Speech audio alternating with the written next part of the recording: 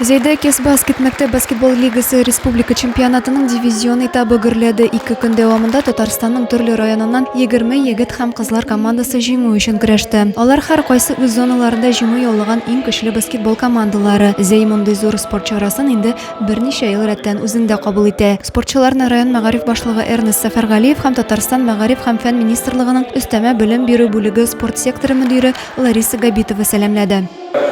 Мы очень благодарны Министерству образования за то доверие, которое держит в адрес нашего района, традиционно принимать зональный этап этих прекрасных соревнований. Хочется пожелать нам всем успехов, спортивных побед, высот. Вы уже победители в своих муниципалитетах.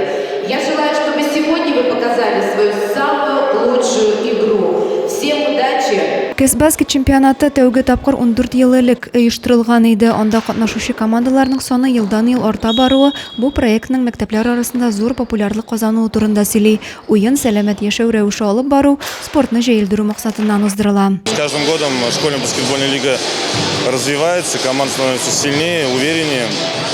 Уже у многих команд огромный опыт за спиной. Будем надеяться на лучший результат. Постараемся не подвести своих болельщиков, Вязанский район. Спорт чарасы нәтиҗәләре буенча Зей командасына тиңнәр булмый. 7нче мәктәпнең егетләр командасы беренче урынга лаек булса, 6нчы мәктәпнең кызлар командасы шулай ук беренчелекне бирми. Адилә Борханова, Александр Тимофеев, Денис Ипатов, Зей хәбәрләре.